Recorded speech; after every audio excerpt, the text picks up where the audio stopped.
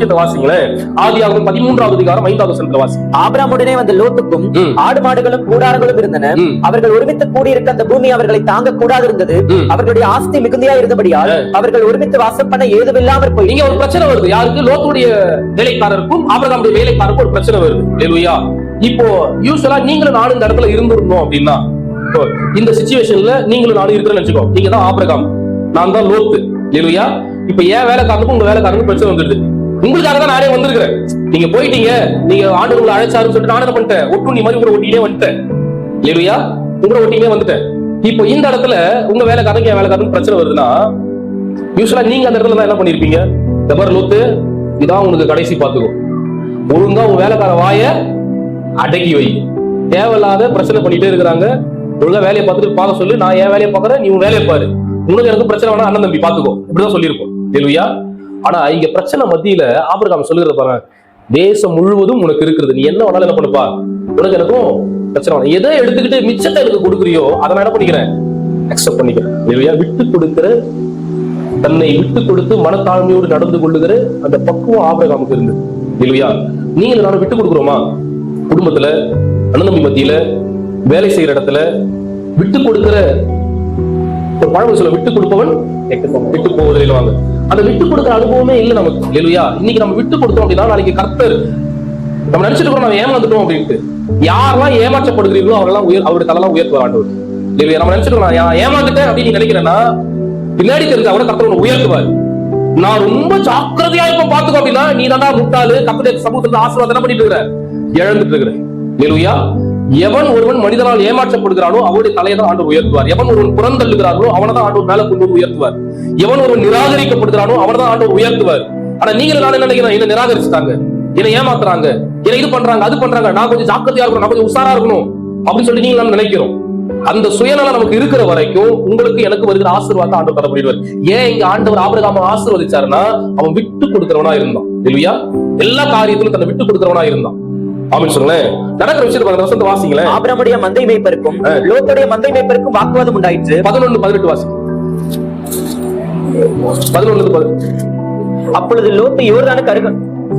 அப்பொழுது லோத்து யோர்தானுக்கு அருகான சமபூமி முழுவதையும் தெரிந்து கொண்டு கிழக்கே பிரயாணப்பட. லோத்து பாருங்களேன், அவர் எப்படிப்பட்ட மனநிலை இருக்கிறாரு. எதெல்லாம் செழிப்பா இருக்கோ அந்த இடத்துல என்ன பண்ணிக்கிறாரு. யூசுவலா என்ன பண்ணணும், பண்ண சொல்றாரு, பா நீ உனக்கு தேவையானது என்ன பண்ணுது, உனக்கு எந்த இடத்துல குடிச்ச போறியோ, எந்த இடத்துல கூடாரம் போறியோ போட்டு எடுத்துட்டு போ அப்படி சொல்றாரு. இவன் ஒரு வேலை என்ன சொல்லிருக்கலாம், இருக்கிறதே இந்த இடம் தான் கொஞ்சம் செழிப்பா இருக்குது, நான் இந்த இடத்த எடுத்துக்கிட்டா உங்க ஆடு மாடு நீங்க எங்க தண்ணி காமிப்பீங்க, நீங்க எப்படி குழைப்பீங்க, ஒரு வார்த்தை கேட்கலாம்ல. ஆனா லோக்குடைய மனநிலைமை எப்படி இருக்கு பாருங்களேன். அப்படியே மொத்தமா வளர்ச்சிக்கிட்ட மாதிரி எந்த இடம் செழிப்பா இருக்கோ, எந்த இடம் ஆசீர்வாதமா இருக்கோ அந்த இடத்த பார்த்து நான் இங்க போறேன் அப்படின்னு சொல்லிட்டு என்ன பண்றாரு, தனக்கு ஆசீர்வாதமா இருக்கிற இடத்துக்கு லோத்து போயிருந்த பார்க்கிறோம். இங்க அவனால ஒதுக்கப்பட்ட கைவிடப்பட்ட இடத்துல தான் ஆபிரகாம் வாழ்ந்துட்டு இருக்கிறார். லோத்துவினால் புறக்கணிக்கப்பட்ட ஒரு இடம், லோத்து வேண்டாம் தூக்கிப்பட்ட ஒரு இடம், லோத்து எனக்கு இது வேண்டாம், இந்த இடத்துல ஒண்ணுல தண்ணி இல்ல, ஆடு மாடு வச்சு என்னால பழைக்க முடியாதுன்னு சொல்லிட்டு விட்டு கொடுத்த ஒரு இடத்துலதான் இங்க என்ன பண்றாரு, வாழ்ந்துட்டு இருக்கிறாரு. அப்ப ஆபிரகாமுடைய மன நிலைமையை பாருங்க. ஆமென் சொல்லுங்களேன். வாசிங்க, 18 வரைக்கும் வாசிங்க.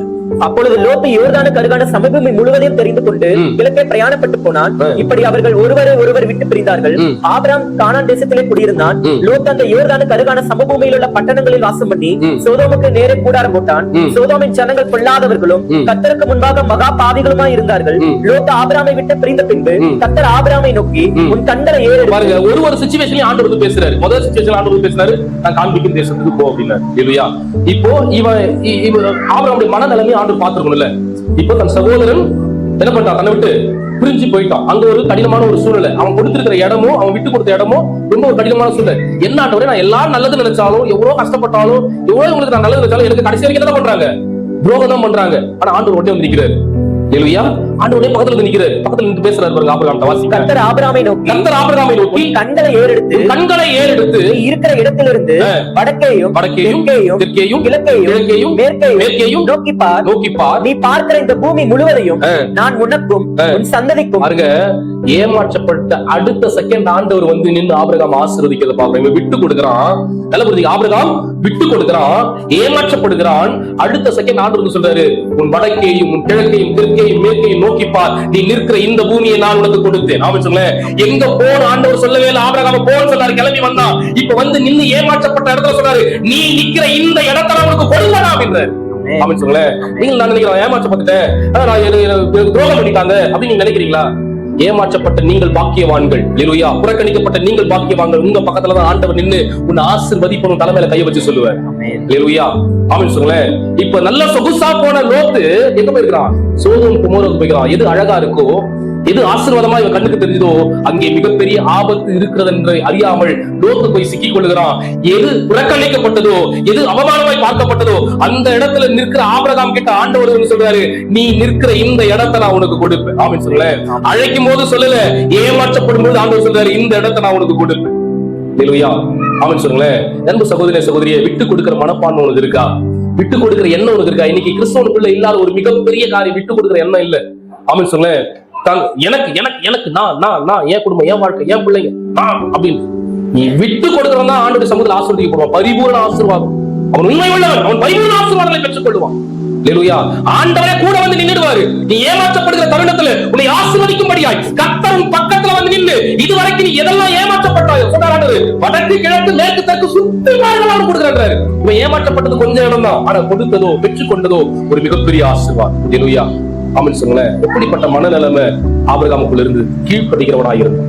இரண்டாவது, ஆண்டவரை தொழுது கொள்ளுகிறவனா இருந்தான். மூன்றாவது, விட்டு கொடுக்கிறவனா இருந்தான். இப்போ நாலாவது ஒரு விஷயம் நடக்குது. இங்க சோதோம்ல திருமணம் பண்ணாங்க. பக்கத்து ஜனங்க, பக்கத்து தேசத்துக்காரன் வந்து போர் செஞ்சு இருக்கிற எல்லாத்தையும் கொள்ளையடிச்சிட்டு போயிட்டாங்க. கொள்ளையடிச்சிட்டு போகும்போது லோத்துவையும் அவனுடைய ஆடு மாடு அவனோட மனைவி எல்லாத்தையும் முடிச்சிட்டு போயிட்டாங்க. இந்த செய்தி யாருக்கு கேள்விப்படுகிறது? ஆபிரகாமுக்கு கேள்விப்படுகிறது. இப்போ நீங்களும் நானும் அந்த இடத்துல இருந்தா அவனுக்கு வேணும். அவனுக்கு என்னை ஏமாத்தி தண்ணீர் அதை காட்டுல விட்டு போனால, நடுத்தரல விட்டு போனால அவனுக்கு இதுவும் வேணும் இன்னும் வேணும் சொல்லி இருப்பான். ஆனா ஆபிரகாம் அதை செய்யவில்லை. ஆபிரகாம் செய்யறான், தான் கூட 300 பேரை கூட்டிட்டு என் சகோதரன் அடிமையாய் போய் கொண்டிருக்கிறான், அவனை மீட்டு கொண்டு வர வேண்டும் என்று சொல்லி அந்த ஜனத்தின் மேல படையெடுத்து எல்லாவற்றையும் திருப்பி கொண்டு வருகிறான். அவன் சொல்லுங்களேன். அப்போ ஆபிரகாமுக்குள்ள இருந்த இன்னொரு மிகப்பெரிய மனப்பக்குவம் பாருங்க, தன் சகோதரனை நேசிக்கிறவனா இருந்தான். அல்லேலூயா. தனக்கு துரோகம் செய்தாலும் கூட, தன்னை விட்டு விட்டு போனாலும் கூட, தனக்கு நல்லதெல்லாம் சுரண்டிட்டு எடுத்துட்டு போனாலும் கூட, தன் அவன் கஷ்டப்படுற நேரத்துல அதை பார்த்து சந்தோஷப்படவில்லை. அதை பார்த்து கண்ணீர் வடித்து அவனை மீட்டு கொண்டு வருகிறவனா இருந்தான். இப்படிப்பட்ட எண்ணம், இப்படிப்பட்ட அனுபவம், இப்படிப்பட்ட சிந்தை உங்களுக்குள்ள இருக்கிறதா? அல்லேலூயா.